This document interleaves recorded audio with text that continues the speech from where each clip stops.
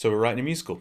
I mentioned in a video last week that myself and James Wilstrop were putting together a new musical theatre project after our run in Edinburgh, and this is the story of Grace Darling. Grace Darling was a lighthouse keeper's daughter in the early 19th century who took part in one of the biggest rescues of the time. The first video for this series of documenting how this goes and what we kind of work on is to explain the story a bit for those that might not have heard the story before. Now, when James mentioned Grace Darling, I hadn't heard of her before, despite only being, an hour or two south of where it happened. And it's really interesting. And lots of people have heard it, but I thought I'd deep dive here and just give you the full account so that we know what we're working with story-wise and how that might factor into songs or songwriting. So Grace was born on the 24th of November, 1815, in her grandfather's house, and she was seventh of eventually 9 children. And about 3 weeks after she was born, she was whisked away to Brownsman Island, out in the Farne Islands, which is where they had moved to work. She grew up in a very isolated, very harsh environment out there in the Farne Islands. It was miles out from the coast. It kind of became all she knew, and she was used to that lifestyle, that humble, simple, but hard lifestyle. Her father, William, worked for Trinity House, which was a group that controlled the lighthouses in the UK at that point. Brownsman Island, that lighthouse was not really doing the job. It wasn't far enough out to do a really good job of keeping people safe. So 1826, they moved out to Longstone Rock, which was even further out, potentially even more hostile of an environment. But the lighthouse there was much better at doing the work they needed to do. So they all moved out there, 1826, 10-ish years into Grace's life, and lived out there. Now, it was so hostile that they did have to have all their crops and their animals back on that Brownsman Island where they were originally, and William kept having to go backwards and forwards between the two islands to get the crops, to tend to the animals, and then go back to the lighthouse to work. It was on Longstone that Grace kind of started to learn how the lighthouse worked, how to row in harsh conditions, how to keep watch and spot the early signs of storms and trouble in the waves and in the weather. And it's where she began to learn the trade, basically. They'd live at the bottom of the lighthouse. There's just one big room and the staircase up to the light at the top. But I think there were some bedrooms in between. But most of the time they spent in this one room at the bottom of the lighthouse. By 1834-ish, so she was about 19, it was only her and one of her siblings left with the parents. The others had gone out to get married and to work on the mainland. It was her and her brother William Brooks were left, and he was 16, she was 19. They were both helping and working on the lighthouse, but it was just those two left. And this is where we get to the kind of main point of the story, the Forfarshire. So that was a steamship in that era that was filled to the brim with clothes and soap and hardware, just loads of different cargo, and about 60 crew and passengers as well. And we're in sort of September 1838 now, 5th of September. It's set out with the cargo, and a day later the boiler had started to leak on this steamer. And on the morning of the 7th of September, the engine stopped completely. It started to just drift out. Now, near Longstone Rock, there was a big kind of crop of jagged rocks called Big Harcar. That was where it was headed, and it was drifting out towards that big crop of rocks. About 4 a.m, 7th of September, 1838, it smashed into those rocks and immediately split in two. There was no time to get passengers out of the cabins into boats, and they were stranded on this rock, essentially. Although her brother William Brooks was living with them at the time, he wasn't there that night. It was just Grace and her parents, William and Thomason. They were alone. They'd seen this storm start up in the evening, and it was just those three in this lighthouse. So Grace spotted the shipwreck pretty early on. It was about 4:45 a.m, just under an hour after the crash, after the collision. And she could see the shipwreck, but she couldn't see any survivors. It was too dark at that point. And it got to about 6-7 a.m. when the sun started to rise. She could see there were survivors on the rock there, scrambling around, just trying to cling on, essentially. William, this being the work he does, knew that this storm was so heavy that the big lifeboat that would come out from Bamborough Coast and that area just could not attempt under these weather conditions. It couldn't go out, so he knew he was going to have to go out and rescue these people that they'd spotted. And William Brooks wasn't there. Grace was the only one there to go and help him. And it was pretty rare at that time for female workers in lighthouses to go out on this sort of dangerous mission. But she was the only one left. She trained, she knew what she was doing, so they headed out.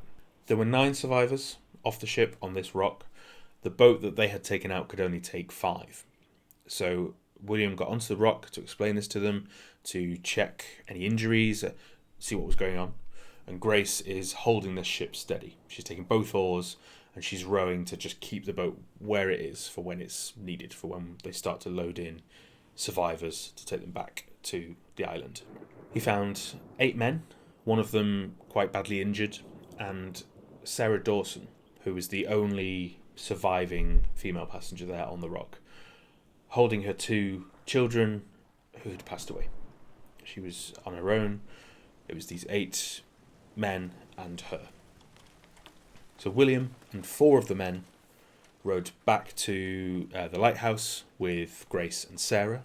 And then once they're at the lighthouse, Grace stayed with them, looked after them with her mother, while William and I think 3 of the other men went out to save the rest of the survivors on the rock. There were 9 other survivors who managed to kind of scramble into a lifeboat from the Forfarshire, and they were rescued by a slightly bigger boat and taken out to Tynemouth, and they were rescued that way. Now you'd think, in terms of narrative for a show, that's kind of it. That's the end of the story, but it didn't end there. Grace became kind of the first celebrity, certainly the first Victorian celebrity and heroine for the acts that she'd done, and the skill and the bravery and the courage she displayed during the rescue with William. People really wanted to know what she looked like, but she'd lived out in the middle of nowhere, so no one had ever really seen her. So artists went to go and paint portraits.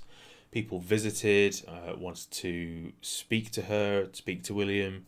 They wanted locks of her hair. They printed her portraits on chocolate bars and tea towels. Anything and everything. It kind of became this huge public appreciation, but this kind of celebrity situation for Grace. Years after, people were visiting the lighthouse to meet the 2 of them, to meet Grace and William. They were awarded gold medals, silver medals, donations from the Queen. And Queen Victoria gave them £50 as a kind of appreciation, a thank you gift. Met with dukes and duchesses, everything. Everything happened very quickly, all at once. It was just this crazed public, really. And Grace didn't enjoy it. She wanted to live this simple, humble life that she'd come to know and she'd come to be used to. And she was still living out in the lighthouse, but this was all still happening. People were travelling in. She was in papers. She was in the news. She was just in everything.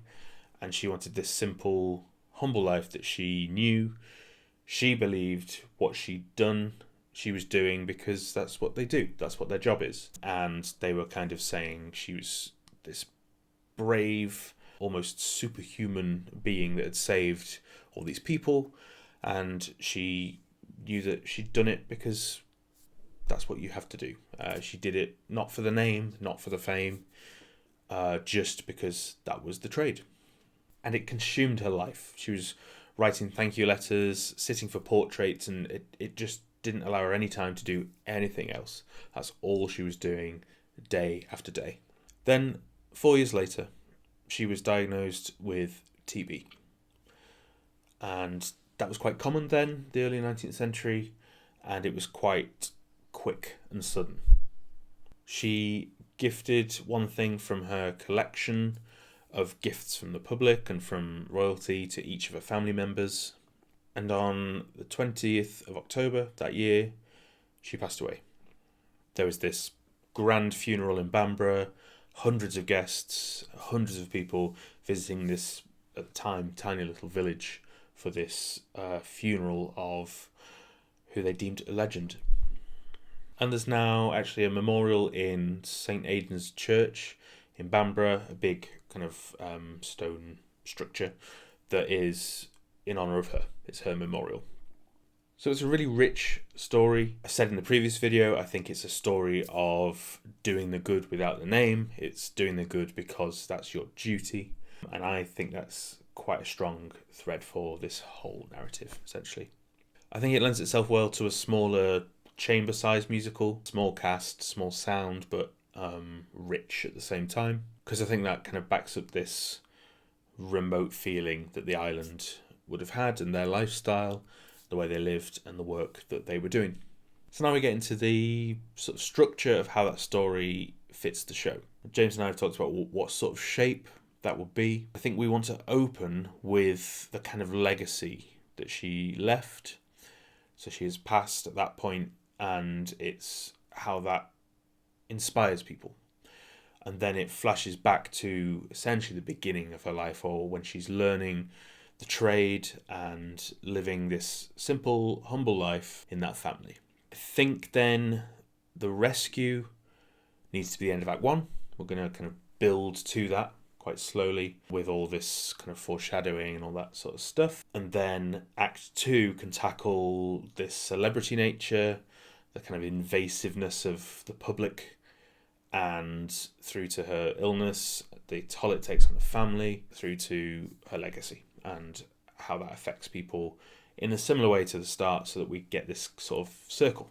That was quite well. It feels right to have the end of Act 1 be this essentially big set piece in a way of the rescue, and then we flip that on its head a little in Act 2 to show you the public's perception rather than the perception we've had up till this point of life through her eyes. I'd love to end the show with a bit of a moral-driven epilogue sort of thing that uses a lot of the melodies, interweaves it all, and has perhaps William in a narrative role, just kind of talking about how what she did affected people and how what she did might affect us, even now, so many years later, and how we approach doing good, essentially. And really highlight the fact that she was one of the first kind of female heroines of the Victorian era, in an industry and in a world where female workers weren't really given much credit for things like this, of this level of danger. Mainly because they just were not able to go out and do this, but it wasn't really that heavily credited either, if that was the case. So, character-wise, we're kind of looking at 4 characters for our main cast.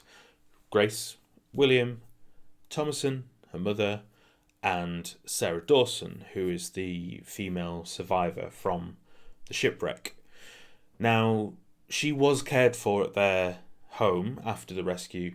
We may be kind of taking a bit of a spin on this story to use Grace and Sarah and their relationship, perhaps albeit fleeting in the real story, to highlight the tension that it's creating on the family, the pain and the grief that Sarah's feeling, the physical pain that Grace is feeling as the illness takes hold, and just kind of using that relationship to give Grace somebody on her level, in a sense.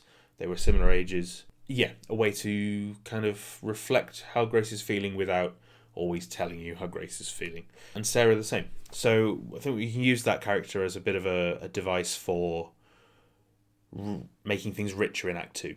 I've got ideas for perhaps a duet between Grace and Sarah, so that we get that sort of overlapping of feeling and emotion. And yeah, so that's the idea for Sarah. So another key character. There's 4 key characters. And what I also really love is the use of sort of a Greek chorus element in shows to foreshadow things, to explain what's about to happen, perhaps poetically, in a way that feels foreboding. And I think that is perfect for this, because we can highlight to just the subtle things they'll pick out in the air for the storm coming, the subtle things they might pick out in Grace for the illness coming, things like that. And there's a nice duality there, I think, between the two that we can play with. we can use. And I kind of see them, I guess I see them as a bit of a 19th century village church choir. So very hymnal, but still folky for this Celtic folk feel we're going for. Kind of outside of the story. They're kind of this ethereal group of beings, I guess, that are telling you what's about to happen, explaining perhaps what has happened from a different perspective, setting a mood even, just a really, really useful device. And I think those singers can then also be ensemble chorus for bigger numbers, to thicken out choruses. Just be nice to have that option of more voices than 4. And for the most part, these songs are going to have one principal character sing. So if we want that extra texture, then that's what we're going to need, really. So I'm thinking 5. I think we'll go with 5. Soprano, alto, tenor, baritone and bass. And real trad, choral, overlapping, crunchy, toasty, warm melodies, harmonies between these 5 singers that we can use to create these little tableaus, I guess, these little sections of vibe and mood to set up what's about to happen. Angelic choir of sorts, but a very simple village church choir type style thing.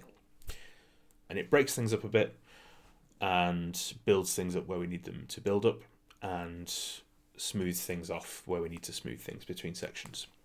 I'd also love, and this will be a bit of research, to use some folk melodies from the era, from early 1800s at least, if not earlier, just melodies that they would have used and sung in that area at that time. And whether they exist, I'm going to find out, any record of them, but I think that would be really nice to use that and have this choral element sing melodies from Northumberland in the 1800s, what they would have sung, just to really tie it all together and set it nicely and give people a sense of, hey, I think it will give it a bit more authenticity if we're using just true melodies. And we're going to get onto instrumentation, orchestration in another video, but I think I want to do the same with the instruments. I want to keep them authentic to what would have been around then.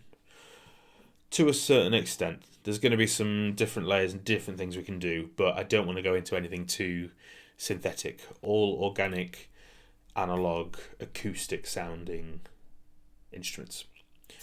That's the aim. We'll see what happens. We'll see where we go. And title. I think for now, the working title is Darling. It's as good a title as any. It's obviously her name. It kind of explains what the public perceived her as. The darling of the Bamborough coast. And it's short and sweet. Gets the point across. It's a great surname. So I think we might as well use it.